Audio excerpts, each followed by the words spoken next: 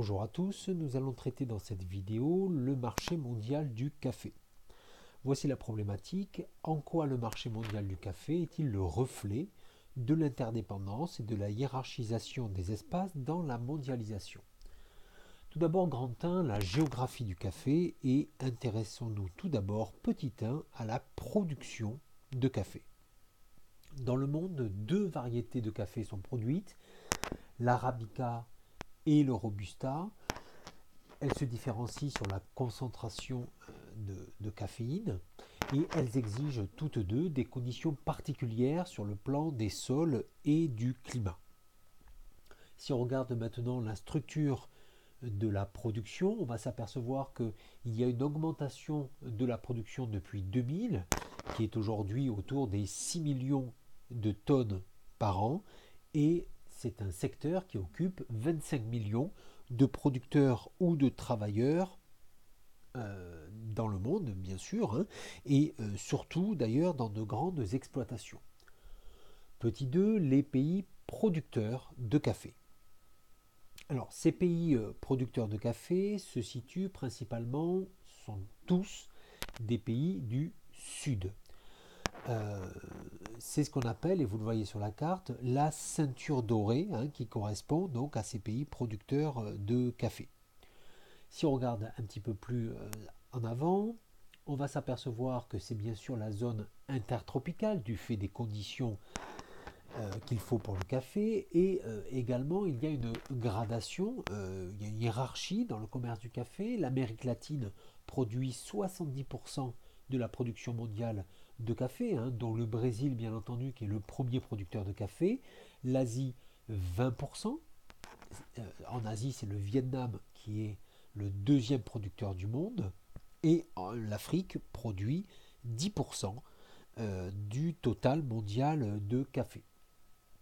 On se rend également compte que la caféiculture peut devenir une stratégie de développement, un levier de développement pour certains pays du Sud dont les gouvernants vont favoriser la culture du café. C'est le cas du Vietnam, ou ça a été le cas dans les années 70-80 des pays d'Amérique latine, notamment d'Amérique centrale, qui utilisent donc les revenus issus du café pour développer plus largement le pays. Petit 3, les pays consommateurs de café. Alors, il y a une différence, bien sûr, entre les pays, entre la localisation des pays producteurs qu'on vient de voir et la localisation des pays consommateurs de café. Ces pays sont surtout situés au nord. Il s'agit des États-Unis, de l'Europe occidentale, du Japon, puisque le café y est non seulement consommé, mais il y est auparavant torréfié. Il arrive brut dans les pays du Nord, en provenance des pays du Sud, et les opérations de transformation se font dans ces pays du Nord. Cela s'explique principalement par un niveau de vie plus élevé qui permet d'acheter un produit non essentiel à l'alimentation. On remarque également de plus en plus une très forte production de la consommation de café dans les pays émergents. Si vous regardez bien le graphique, la Chine est devenue assez rapidement le deuxième pays importateur de café dans le monde. Grand 2, le rôle des FTN agroalimentaires dans le commerce du café. Tout d'abord, petit 1, quelques FTN dominent le commerce du café. On commence par la notion de FTN. C'est un sigle qui signifie firme transnationale, c'est-à-dire une entreprise réalisant au moins un tiers de son chiffre d'affaires en dehors de son pays d'origine. Pour le café, le commerce est concentré entre les mains de quelques FTN. On peut citer les trois premières: Nestlé, qui est la FTN dominante dans le café, Sara Lee également, ou Kraft Food. En fait, ces sociétés, enfin ces FTN, ces entreprises se comportent comme des entreprises de négoce dans un premier temps. Elles possèdent les plus grandes marques de café et elles achètent une grande partie de la production mondiale. Également, elles sont aussi des entreprises de transformation, en plus de commercialisation, hein, puisqu'elles s'occupent de la torréfaction du café brut qui arrive en provenance des pays du Sud. Ces FTN qui se font une concurrence forte, doivent mettre en place des stratégies particulières. C'est ce qu'on va voir dans le petit 2, la mise en place de stratégies particulières. D'abord, pour assurer leur approvisionnement en café, CFTN vont imposer très souvent les conditions de production, voire dans une certaine mesure les prix aux planteurs des pays du Sud, planteurs de café bien entendu des pays du Sud. Par exemple, alors ça veut dire quoi conditions de production? Ça veut dire que les FTN du Nord vont imposer un certain type de plan de café aux agriculteurs du Sud par exemple. Également, dans une autre veine, certaines, c'est le cas de Nestlé par exemple, vont essayer de faire du café un produit de luxe, entre guillemets, en tout cas un produit de très forte valeur ajoutée. On a ce phénomène-là avec Nespresso, dont les dosettes sont le leader mondial sur le marché des dosettes, hein, et avec des magasins dédiés aux dosettes de Nespresso. Grand 3, le commerce du café, le marché du café, un marché instable. Petit 1, la dérégulation du marché du café. Cette dérégulation du marché du café, ce qu'on peut traduire aussi par le terme de libéralisation du commerce du café, est fait surtout à la fin des années 70. Alors, à la fin des années 70, il y a la suppression de l'accord international sur le café. C'est-à-dire que avant les années 70, il y avait cet accord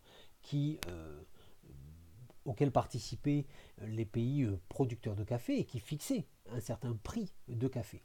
À partir des années 70, le café est un produit dont le prix est fixé dans deux bourses mondiales, Londres pour le Robusta et New York pour l'Arabica. Sous-entendu, les prix sont fixés par l'offre et la demande mondiale et non plus par les pays producteurs de café, ce qui favorise bien entendu l'instabilité du marché du café par une volatilité des cours. Qu'est-ce qu'on appelle la volatilité des cours?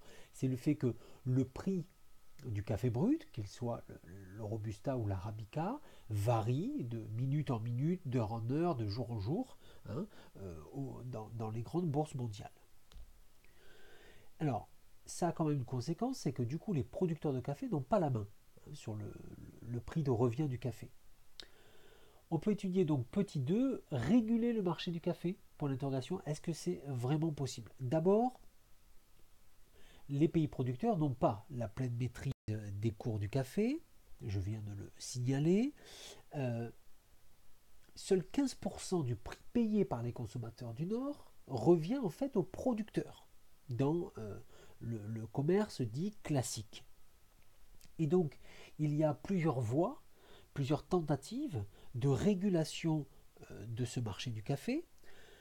D'abord, le commerce équitable, c'est-à-dire l'idée que sur le prix du café labellisé commerce équitable, il va y avoir un prix fixe pour le producteur qui revient au producteur, mais ce commerce équitable ne représente que 2% des échanges mondiaux de café. Il y a une autre piste également qui est le fait de favoriser la constitution de coopératives dans les pays du Sud, c'est-à-dire que les petits producteurs se mettent ensemble pour produire des cafés et ainsi, comme ils forment une coopérative, peser un petit peu plus lourd face aux FTN des pays du Nord. Mais assez clairement, et on va terminer là-dessus, la marche vers la moindre instabilité du marché du café est encore longue à créer et dépend des consommateurs. Voilà, c'est la fin de la leçon. Vous pouvez laisser un commentaire pour poser une question ou pour faire une remarque. Et vous pouvez également vous abonner à la chaîne.